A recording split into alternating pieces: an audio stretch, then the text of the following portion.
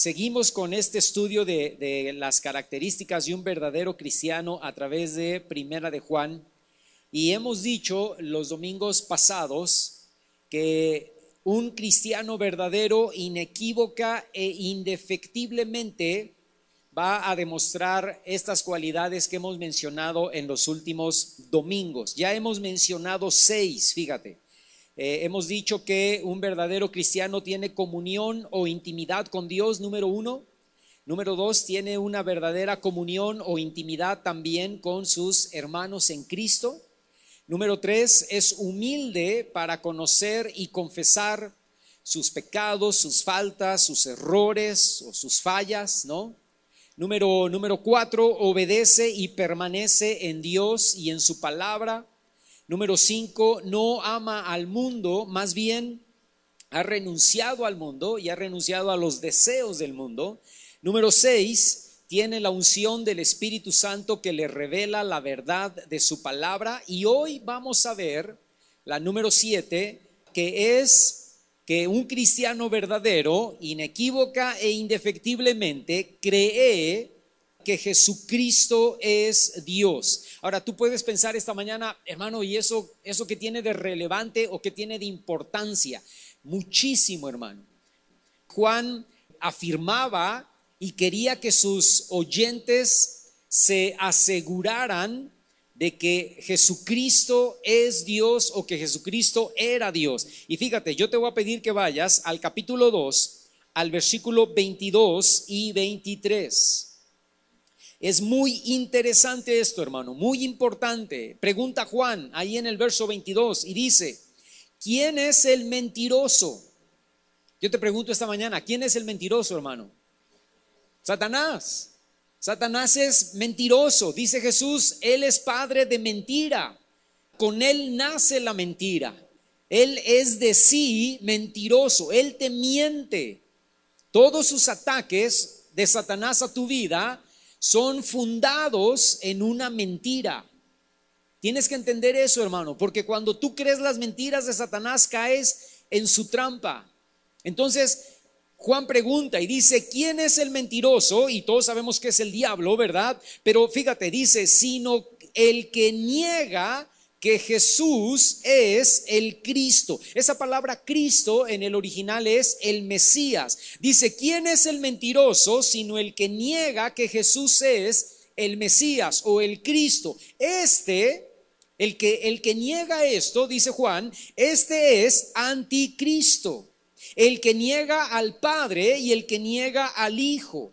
Por todo aquel que niega al Hijo tampoco tiene al Padre, y el que confiesa al Hijo también tiene al Padre. Escucha, el domingo pasado estuvimos hablando de los dos versículos anteriores al verso 22 y 23. El domingo pasado hablamos de los versos 20 y 21 y dijimos que la unción del Espíritu Santo nos da revelación de la palabra de Dios. Esa revelación nos guarda de caer en el engaño, como te dije hace un momento, en las mentiras del diablo. Y en su carta, Juan combate o Juan ataca a estos falsos maestros que ya estaban en actividad en el tiempo de Juan, ¿verdad? Que predicaban doctrinas de error o doctrinas falsas o doctrinas equivocadas. Yo te decía hace un momento, Satanás es el padre de mentira, y estos maestros, según Juan dice, eran mentirosos y eran anticristos. Eran lobos vestidos de ovejas que enseñaban doctrina falsa, que iban en contra de la doctrina sana o de la sana doctrina. Distorsionaban la verdad, hablaban en contra de la naturaleza divina de Jesús. Y déjame te digo algo esta mañana, separar la humanidad de la divinidad de Cristo es una herejía, o lo que la Biblia también habla como apostasía. Decir que Jesús solamente fue un hombre, pero no fue Dios, eso es una herejía, eso es una apostasía. Y eso tiene que ver con un engaño del diablo, y eso tiene que ver, según Juan, con el anticristo. Negar que el Hijo es Dios es negar también que el Padre es Dios. ¿Por qué? Porque el Padre dio testimonio del Hijo. ¿Te acuerdas? En el bautismo y en el monte de la transfiguración, los discípulos oyeron una voz, la voz del Padre que decía: este es mi Hijo amado en el cual tengo complacencia. Y en el monte de la transfiguración dice: este es mi Hijo amado, a él deben escuchar. Entonces, si realmente no era su hijo, y estoy hablando de su hijo con H mayúscula, ¿verdad? Entonces el Padre era mentiroso. Además, en todo el Antiguo Testamento, el Padre respaldó a través de los profetas y de la palabra el testimonio acerca de su Hijo. Fíjate lo que dice Primera de Juan en el capítulo 4, ve conmigo allí por favor, en el versículo 1. Primera de Juan 4:1 dice: amados, no crean a todo espíritu, con E minúscula, sino prueben los espíritus si son de Dios, porque muchos falsos profetas han salido por el mundo. Fíjate, habla de probar el espíritu. Ponme atención porque esto es muy interesante. Habla de probar el espíritu, con E minúscula, de quienes nos enseñan. Ah, sí, hermano, necesitamos probar el espíritu de quienes nos enseñan, pero no de usted, porque usted es el gran pastor, hermano Daniel Carrillo, que tiene toda la verdad absoluta. No, no. La Biblia dice que debemos probar a los espíritus de la enseñanza que nos están dando, si la enseñanza que nos están dando es de Dios, a todos, y ahí entro yo también. Están espantados, ¿verdad? No nos espanten, pruébenme, prueben que lo que yo digo es bíblico. Ustedes tienen que estar convencidos que lo que yo digo está en la palabra de Dios. La prueba es en base a lo que la Biblia dice. Esa prueba va a demostrar si la enseñanza es o no de Dios. Y te pongo un ejemplo bíblico. Cuando Pablo predicaba en Berea, cuando Pablo predicó en Berea, en la ciudad de Berea, en el libro de los Hechos, los que estaban en esa iglesia no dijeron: ah, pues es el gran apóstol Pablo, ¿verdad? Entonces lo que él diga, así es, ¿no?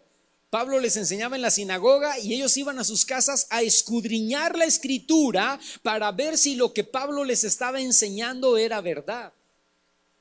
Y escúchame, y Pablo no los reprende, Pablo no les reclama, Pablo no les dice: óiganme, ¿qué pasó, verdad?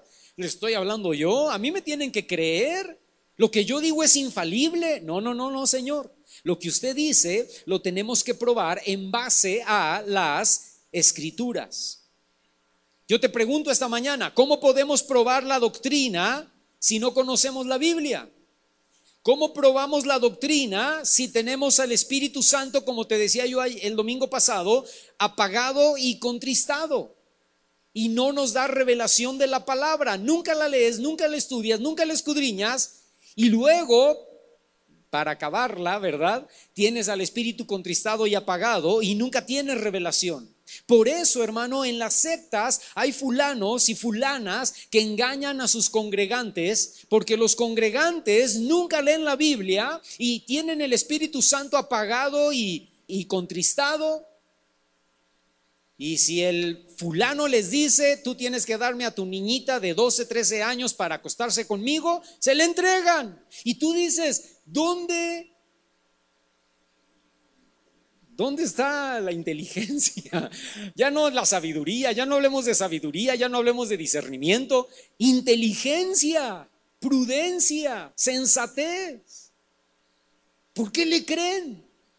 Ah, no, y es un honor, es un honor darle a mi niña, es un honor que el apóstol, es un honor que el fulano de la secta, que ahorita está en la cárcel en California, y ustedes saben de quién estoy hablando, es un honor que pida a mi hija, y lloran. Qué espíritu tan mentiroso, qué espíritu de engaño, qué ceguera. No del líder, el líder es muy astuto, el líder es muy inteligente. Qué ceguera de la gente que no tiene dos dedos de frente para, ya olvídate de leer la Biblia, y olvídate de revelación, para pensar y decir, oye, esto no está bien, esto no es correcto, esto está mal.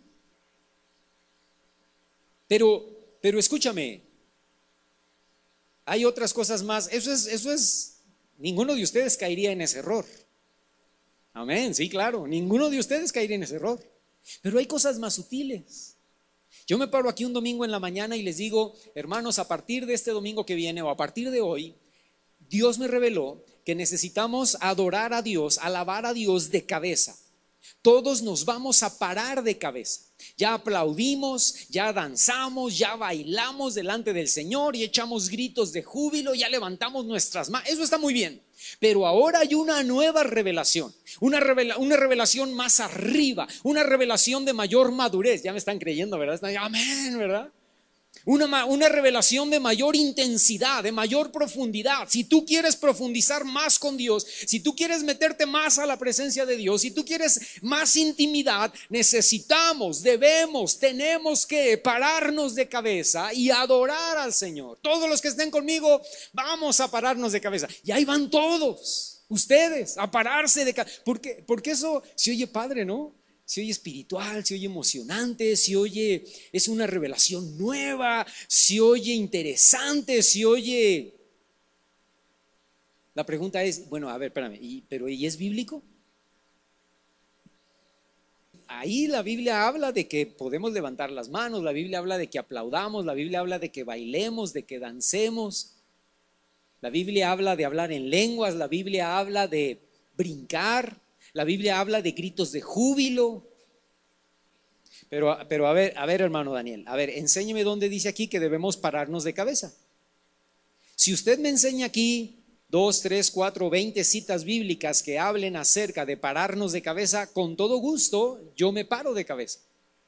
Pero no, aquí no dice, hermanos, pero yo creo, yo me imagino, yo pienso que sería una buena idea. Bueno, pues entonces párese de cabeza usted, hermano Daniel. Pero nosotros no tenemos por qué pararnos de cabeza.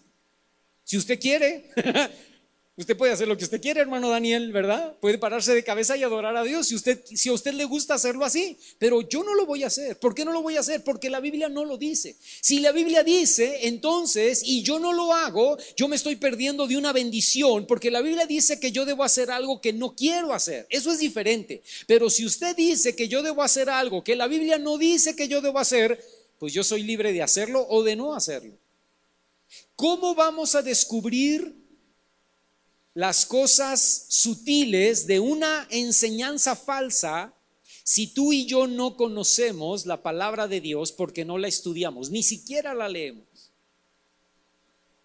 Necesitamos conocer la palabra de Dios para no ser engañados. Fíjate lo que dice Primera de Timoteo, capítulo 4, el versículo 1. Ve conmigo ahí, por favor. Dice, pero el Espíritu, con E mayúscula, dice claramente que en los postreros tiempos algunos apostatarán de la fe, escuchando, número 1, espíritus engañadores, y número 2, doctrinas de demonios. ¿Escuchaste lo que acabo de decir, hermano? En los postreros tiempos, en los últimos tiempos, va a haber falsos maestros que van a enseñar herejías donde detrás va a haber espíritus inmundos. ¿Por qué en los últimos tiempos, hermano? Es decir, entre más se acerque la segunda venida de Cristo, algunos, o sea que eran cristianos, apostatarán de la fe. Gente de la iglesia, gente cristiana que se reunía los domingos. Dice el apóstol Pablo a Timoteo, en el final de los tiempos, esos cristianos que se reunían en iglesias y que tenían la Biblia y que tenían el Espíritu Santo dentro de ellos, van a apostatar de la fe, escuchando espíritus engañadores, doctrinas de demonios. Estos falsos maestros, hermano, que ya estaban en el tiempo de Juan, engañaban a sus oyentes cristianos porque estos no conocían la Biblia, vuelvo a repetir, y tenían el Espíritu Santo contristado y apagado. Y con esas dos condiciones, hermano, corremos el riesgo de caer en doctrinas satánicas, en doctrinas equivocadas. Escúchame, alguien puede pensar, no, a mí jamás me va a pasar eso, pero yo he conocido, me viene a la mente una mujer que yo conocí hace muchos años, de un trasfondo, no recuerdo si bautista o presbiteriano. Escúchame, si hay una iglesia que enseña buenos fundamentos, es la iglesia bautista. Y luego cambió a una iglesia en el mover del Espíritu, ¿verdad? Hablar en lenguas, profecía, bla, bla, bla. Y allí duró muchísimos años, pero en sus últimos años de vida se cambió a una secta que le dijeron que ella tenía que ser judía. Se deshizo del Nuevo Testamento y lo único que ella leía en sus últimos días, en sus últimos años, era la Torá, era la ley, eran los 5 primeros libros: Génesis, Éxodo, Levítico, Números y Deuteronomio. Y tú dices, hermano, ¿cómo es posible? Porque son espíritus inmundos detrás de falsos maestros que predican enseñanzas de error. Y escúchame, hermano, tú y yo necesitamos tener el Espíritu Santo avivado en nuestras vidas y estudiar la palabra para no caer en esas doctrinas falsas y erróneas. ¿Estás conmigo, hermano? Fíjate, Primera de Juan, capítulo 4, versículos 2 y 3. Dice, en esto conozcan el Espíritu de Dios, con E mayúscula. En esto conozcan el Espíritu de Dios, dice el verso 2. Todo espíritu que confiesa, fíjate que ahora dice espíritu con E minúscula. El Espíritu de Dios ha impactado al espíritu con E minúscula y lo podemos conocer o lo podemos ver porque ese espíritu con E minúscula confiesa que Jesucristo ha venido en carne. Entonces ese espíritu con E minúscula, o sea, está hablando de tu espíritu y mi espíritu, ¿verdad? Entonces ese espíritu es de Dios. El que tú declares, el que tú confieses, Jesús es Dios, Jesús ha venido en carne, demuestra que tú le perteneces al Señor, que tú eres hijo o hija de Dios. Dice el versículo 3. Y todo espíritu, con E minúscula también, que no confiesa que Jesucristo ha venido en carne, no es de Dios. Y este es el espíritu, una vez más, del anticristo, el cual ustedes han oído que viene y que ahora ya está en el mundo. Escúchame, hermano, voy a tratar de explicarte estos versículos esta mañana. Reconocer que Jesucristo ha venido en carne es literalmente proclamar que Dios se encarnó en Jesús. Es creer que verdaderamente Jesús fue engendrado por el Espíritu Santo.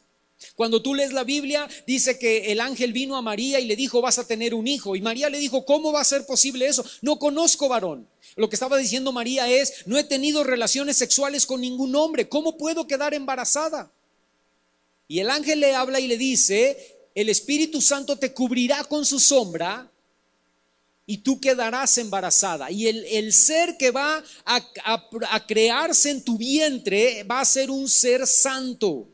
Escúchame, la Virgen María era virgen porque seguía siendo virgen aun cuando estaba embarazada. Ya estaba embarazada de Jesús, pero su condición de virginidad no había sido tocada. Eso es lo que tú y yo creemos. Después tuvo más hijos y dejó de ser virgen. Eso no lo entienden los católicos, ¿verdad? Pero nosotros lo entendemos porque la Escritura lo dice. Una vez que Jesús nació, obviamente, una vez que Jesús nació, lógicamente dejó de ser virgen. Pero mientras que Jesús estaba gestándose los 9 meses en su vientre, ella seguía en la condición de virginidad. Jesús era entonces y es 100% hombre y 100% Dios. Amén, gracias, hermana. Pablo lo dice de esta manera en Primera de Timoteo capítulo 3 versículo 16. Pablo dice, e indiscutiblemente grande es el misterio. Porque escúchame, porque eso es un misterio, como yo lo mencioné el domingo pasado. Es un misterio que solamente se le pudo ocurrir a Dios. Es un misterio que no estaba revelado o no está revelado a la gente que no conoce de Dios. Es un misterio que el Espíritu Santo nos revela ahora.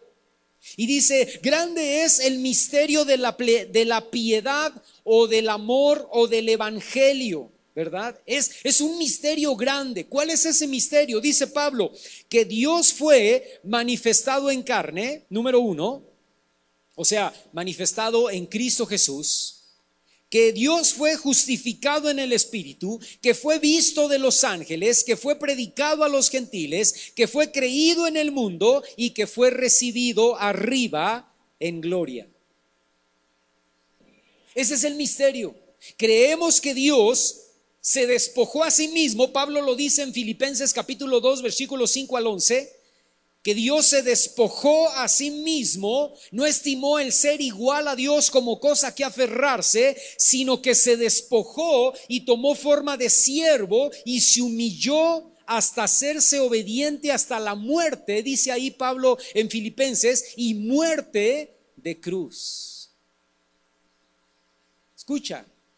Es un misterio que a nadie se le pudo haber ocurrido. Que Dios mismo dijera, el hombre no puede morir por el hombre mismo. El hombre no puede dar su vida por el hombre mismo, porque todos son pecadores. No hay uno bueno, no hay quien busque a Dios. Todos están destituidos de mi gloria. Todos merecen el infierno. Nadie, por más justo que sea, puede morir por otra persona.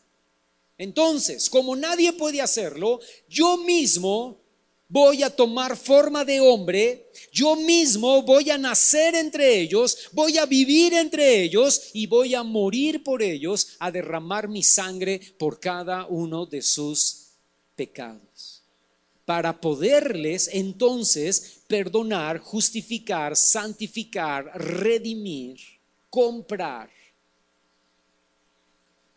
Y tú y yo como cristianos creemos que Dios lo hizo. Dios tomó forma de hombre, nació a través de la Virgen María y vivió una vida justa, una vida santa, sin pecado, y murió en la cruz y derramó su sangre. Y ahora esa sangre de Jesús que derramó hace 2000 años sirve para el perdón y limpieza de mis pecados, de mis faltas, de mis fallas, porque yo merezco el infierno.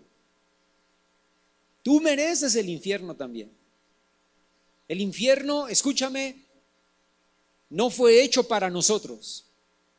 El infierno no fue hecho para el hombre. El infierno no fue hecho para ningún ser humano.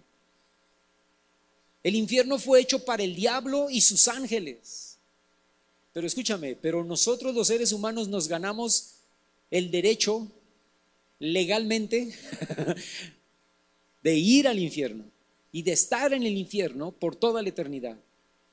Pero Dios es justo, Dios es bueno, Dios es misericordioso y Dios tiene gracia para contigo y conmigo. Porque Dios no tenía por qué venir a morir por nosotros, hermano. Yo no valía la pena de que Dios viniera a morir por mí. Tú no valías la pena que Dios viniera a morir por ti. Nadie en este mundo valía la pena. Pero esa es la misericordia, ese es el amor y esa es la gracia que Dios tiene para con nosotros. Dios dijo, no me lo piden, no me lo exigen, no lo quieren, pero yo quiero, yo deseo, es mi voluntad hacerme hombre, vivir entre ellos, morir por ellos y salvarlos a ellos, aunque no quieren, aunque no me desean, aunque no me buscan, aunque algunos de ellos me van a rechazar y se van a burlar y nunca van a querer, pero va a haber otros que me van a aceptar, me van a recibir, van a confiar, van a creer, y yo voy a ser su Dios, su Señor y su Salvador. Escúchame, eso es lo que tú y yo creemos. La gente de allá afuera puede decir, estás loco. ¿Cómo crees que el Espíritu Santo embarazó a la Virgen? Escúchame, y te lo va a decir gente que cree, entre comillas, o que tiene, entre comillas, una religión. ¿Cómo vas a creer eso? ¿Cómo vas a creer que seguía siendo virgen? ¿Cómo vas a creer que nació del Espíritu Santo? Sí, sí lo creo. Lo creo con todo mi corazón. Porque cuando tú no lo crees, cuando tú no declaras que Jesús ha venido en carne y que Jesús tomó forma de hombre para morir por nosotros, tú tienes el espíritu del anticristo. Pero el espíritu con E mayúscula, que llega a tu espíritu con E minúscula, te convence de que esto, que la palabra de Dios dice, yo no lo vi, yo no estaba ahí hace 2000 años, pero lo que la palabra de Dios dice es verdad y lo creo con todo mi corazón. Jesús es Dios. Amén. Y dice Juan, ahí la cita que acabamos de leer, capítulo 4, versos 2 al 3, dice que el que no confiesa esto tiene el espíritu del anticristo. Y déjame decirte esto, hermano, muy probablemente estamos ya en los últimos tiempos. Y es por eso que han aumentado las enseñanzas de que Jesús no es Dios. Escucha, esa enseñanza está muy en boga el día de hoy. Yo me he encontrado con 2 o 3 cristianos que me dicen, Daniel, es que no puedo creer porque la Biblia no dice. Y ahorita al final te voy a enseñar citas que sí dicen. Pero dicen, ay, la Biblia no dice que Jesús sea Dios. Y hay esta nueva ola de enseñanza porque el espíritu del anticristo ya está en acción. Y ese espíritu del anticristo, hermano, distorsiona la naturaleza verdadera de Jesucristo y pervierte el evangelio. Fíjate, ve conmigo ahí, primera de Juan, capítulo 4, versículo 4. Dice, hijitos, ustedes son de Dios y los han vencido. ¿A quiénes? A estos falsos maestros. Porque dice ahí el versículo 4, porque mayor es el que está en ustedes. ¿Quién está en ustedes, hermano? El Espíritu Santo, ¿verdad? Jesús, sí, Dios. Dice, porque mayor es el que está en ustedes que el que está en el mundo. ¿Quién está en el mundo? El espíritu del anticristo, pero literalmente Satanás. Satanás es el rey de este mundo. Satanás es señor de este mundo. Y dice Juan, mayor es el que está en ustedes, que es el Espíritu Santo, el espíritu de revelación, que el espíritu del anticristo o el espíritu inmundo satánico, ¿verdad? El Espíritu Santo nos unge con revelación, y eso lo hablamos mucho la semana pasada, para entender y conocer la verdad. Y tú y yo no debemos temer las falsas enseñanzas, porque el Espíritu Santo es mayor que cualquier espíritu inmundo del anticristo. ¿Qué nos corresponde hacer a ti y a mí, hermano? Nos corresponde, escucha, nos corresponde orar, ayunar y escudriñar las escrituras. ¿Oíste lo que acabo de decir? Hermano, ¿qué debo hacer para no tener temor de caer en una doctrina de error? Puedes hacer 3 cosas importantes: ayunar, orar y escudriñar las escrituras. Y entonces el Espíritu Santo va a empezar a revelarte. ¿Sabes por qué? Porque vas a mantener al Espíritu Santo avivado en tu vida, no contristado, no apagado, avivado en tu vida. Y Dios te va a dar revelación de esta palabra. Solamente así, hermano, podemos tener revelación, y solamente así podemos alcanzar tú y yo madurez. Tú y yo tenemos un mecanismo de protección contra la doctrina falsa, pero ese mecanismo no se puede activar si tú y yo no leemos y no estudiamos. Solo de esa manera el Espíritu Santo puede traer revelación a nuestra vida de la verdad. Yo te he mencionado mucho en esta congregación los últimos domingos, ¿no? Cuando ayunes, aprovecha para leer la palabra. Cuando ayunes, aprovecha para estudiar la palabra. Y ora y dile, Señor, voy a estudiar hoy, no sé, un capítulo 2, 3, 20, pero Señor, dame revelación, enséñame tu palabra, muéstrame tu palabra. Si tú ayunas, oras y estudias la palabra, hermano, eso es una bomba atómica para tu vida, de bendición, ¿verdad? Fíjate lo que dice, versículo 15, ahí en el capítulo 4, primera de Juan, capítulo 4, verso 15, dice, todo aquel que confiese que Jesús es el Hijo de Dios, Dios permanece, escucha esa palabra, Dios permanece en él y él en Dios. Si confesamos y creemos en Jesús como el Hijo de Dios, Jesús como Dios mismo, entonces nuestro fundamento está firme. Entonces podemos permanecer en el Señor hasta el final. Entonces no importa lo que venga, vamos a creer en su palabra, lo que su palabra dice para nosotros. Y vamos a entender que sus promesas para ti y para mí son sí y son amén en el Señor. Fíjate, sáltate al capítulo 5, versículo 1. Dice, todo aquel que cree, ¿que qué, hermano?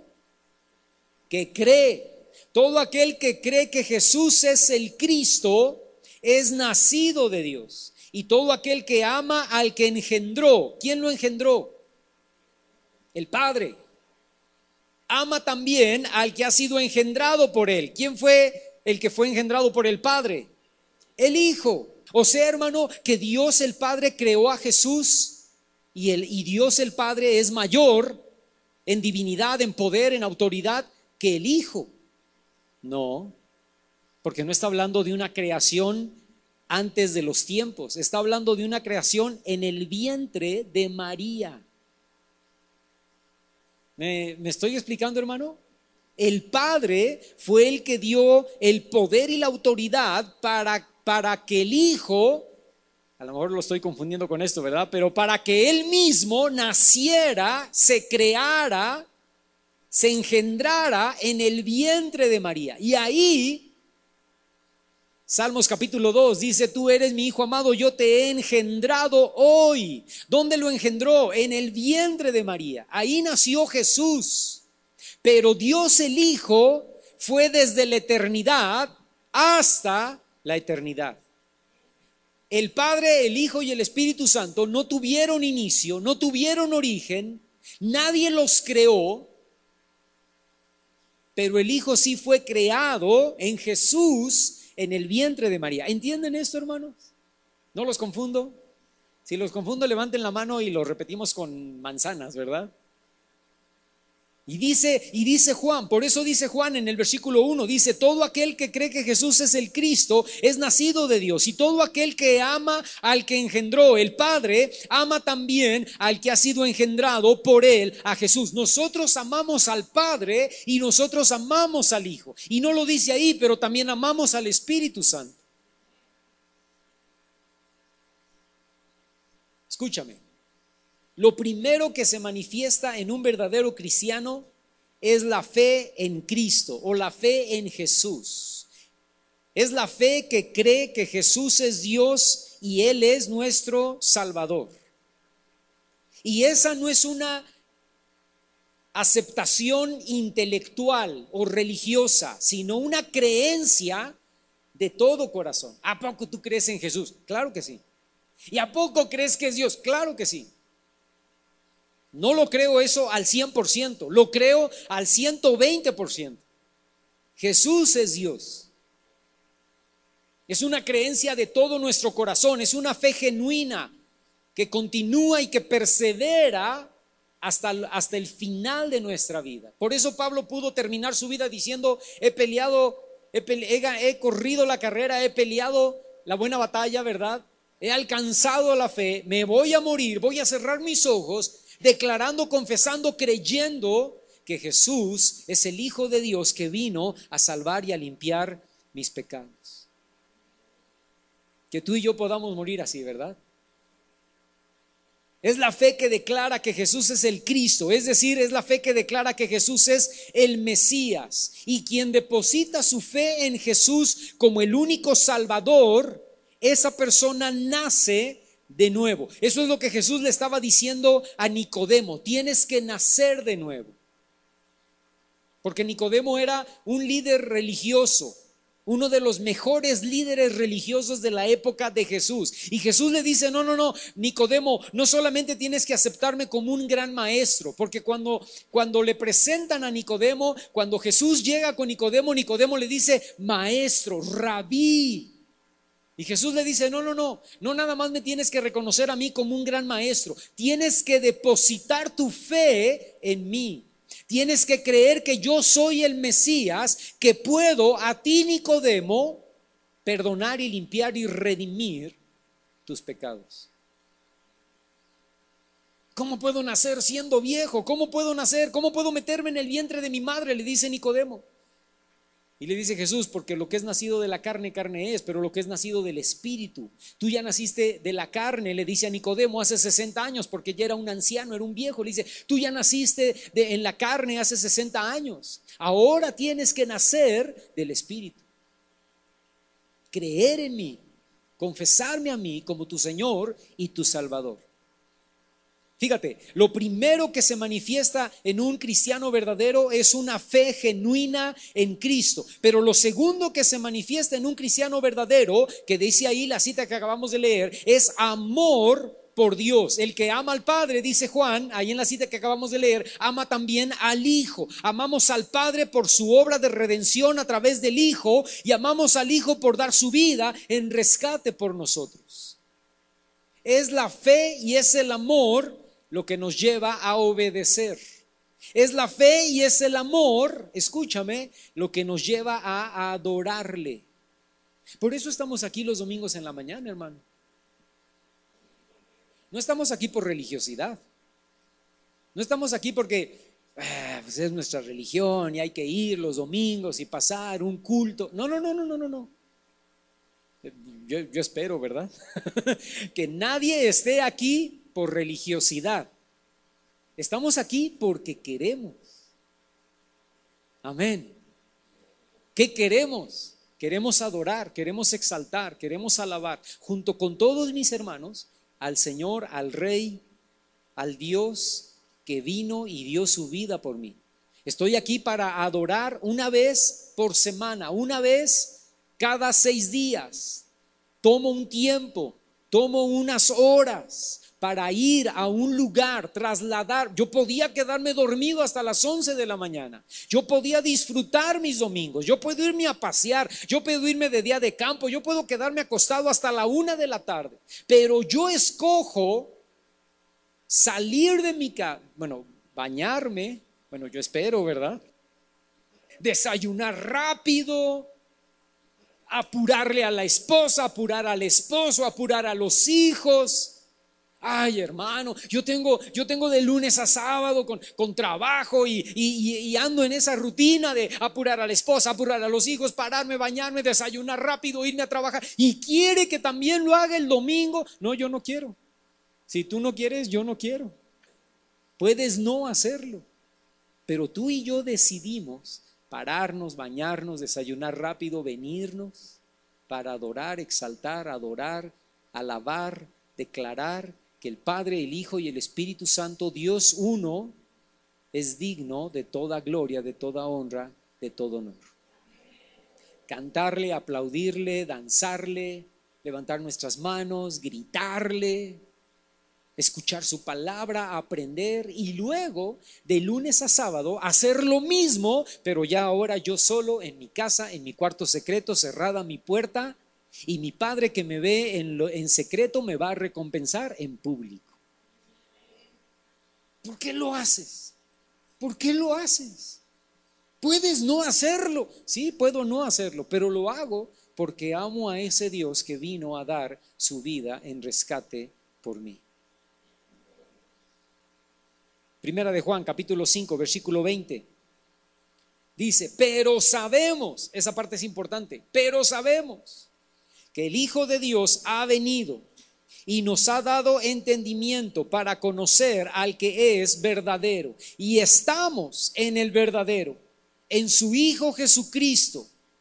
Escucha lo que viene a continuación. Para los que dicen que no hay citas, que dicen que Jesús es Dios, dice, este es el Hijo, es el verdadero Dios. Eso subráyalo, hermano. Más claro ni el agua. ¿Dónde dice? A ver.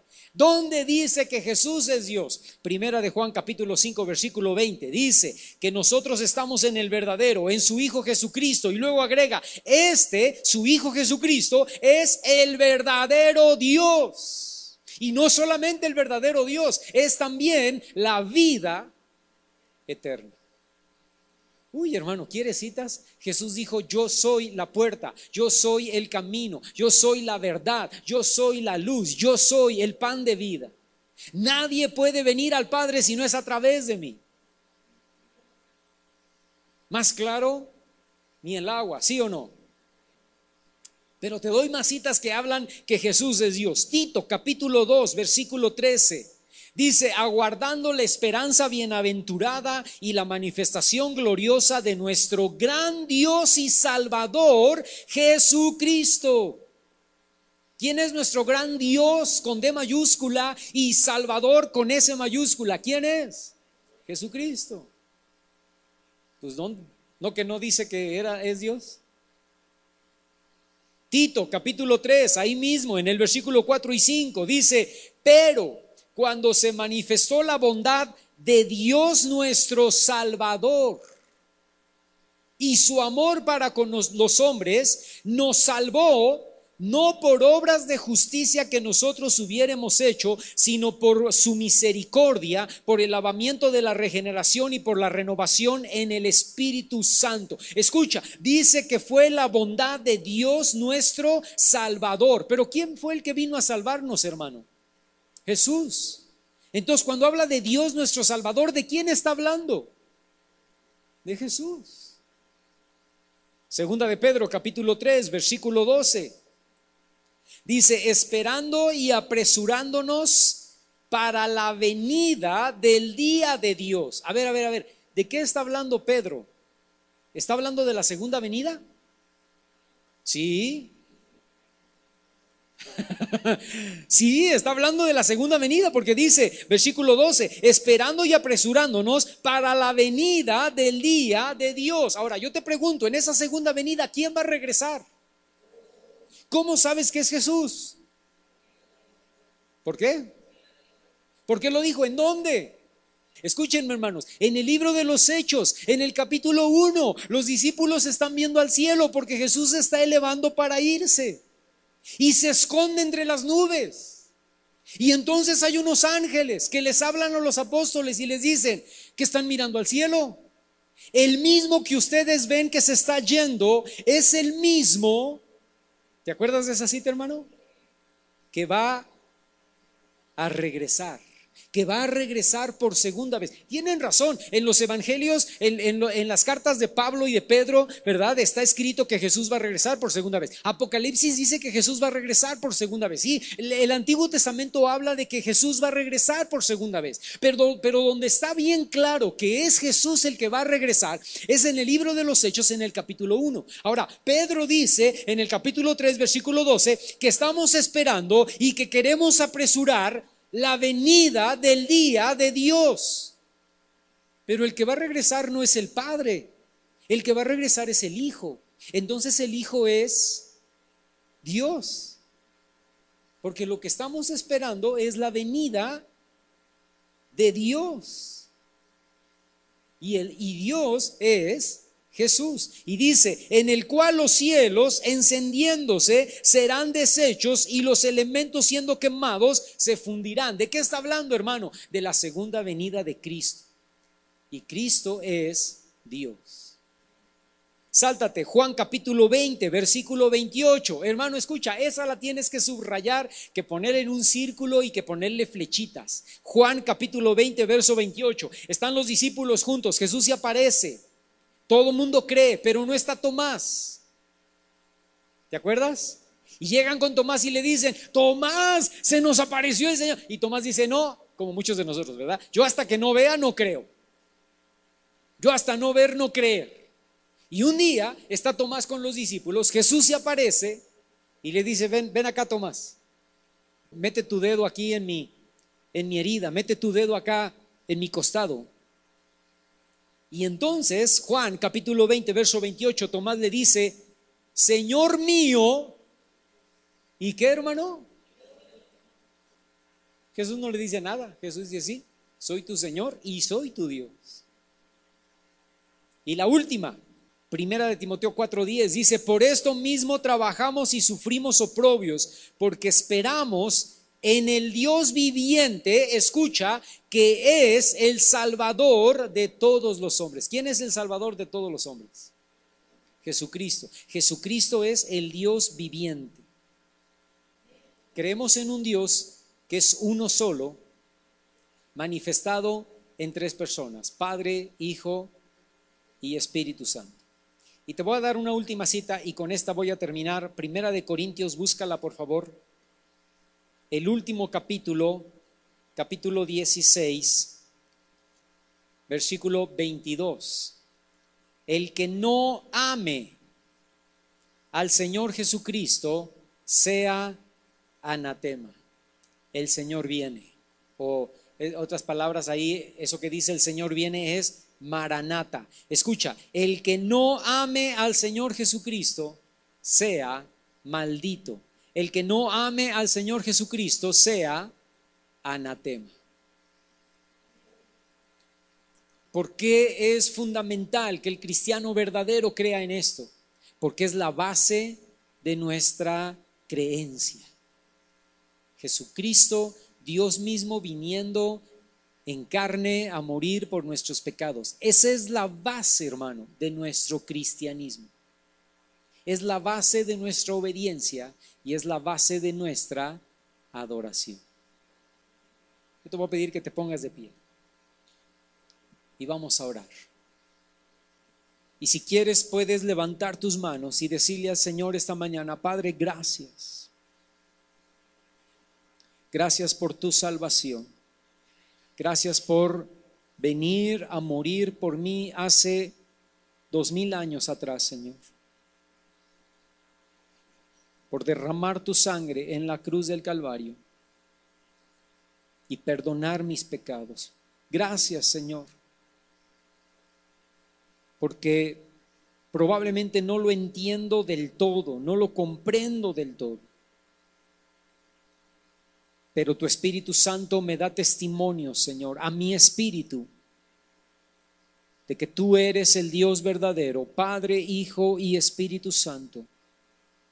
Y yo te adoro a ti, me rindo a ti, Señor, y declaro que tú eres el Dios de mi vida y que tú eres el único que merece toda honra, toda gloria, todo honor, todo poder, toda alabanza.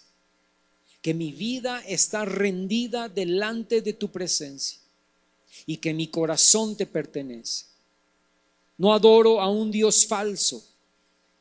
No adoro a un Dios con D minúscula. No adoro a un Dios en medio de una multitud de dioses. No existen otros dioses. No hay otros dioses. Tú eres el único Dios. Yo te adoro a ti, Señor. Y te doy gracias por el misterio del Evangelio, por el misterio de la salvación, porque te encarnaste en un hombre, en un ser viviente, y viviste, moriste, diste tu vida por mí, Señor. Y ahora yo puedo ser tu hijo, tu hija, tu esclavo, tu siervo, tu oveja, tu pueblo, parte de tu novia, Dios. Te doy gracias por eso. Te doy gracias, Señor. Dale gracias a Dios. Hermano, escúchame. ¿Qué pecados Dios te perdonó? ¿De qué pecados Dios nos limpió? ¿De qué pecados Dios nos redimió? ¿Qué pecados Dios sepultó en lo profundo del mar y ya no se acuerda más de esos? ¿Qué pecados viviste que Dios ahora ha sepultado en lo profundo del mar y no tiene más memoria de ellos? Escúchame, eso es la pura gracia, eso es la pura misericordia, eso es el puro amor de Dios. Y por eso tú y yo estamos aquí levantando nuestras manos diciéndole: Dios, gracias, Señor. Porque yo merecía la eternidad en el infierno, pero tú viniste a morir por mi vida y darme salvación eterna. No vida en abundancia por los próximos 40, 50, 30 o 10 años que me quedan, sino vida en abundancia para toda la eternidad. Y yo te doy gracias por eso, Señor. Te bendecimos, te alabamos, te glorificamos y declaramos, Señor, que tú eres nuestro Dios y que no hay nadie fuera de ti. Te alabamos, te adoramos, Padre, Hijo y Espíritu Santo, Dios eterno, Dios omnipotente. Te adoramos a ti en el nombre de Cristo Jesús. Amén.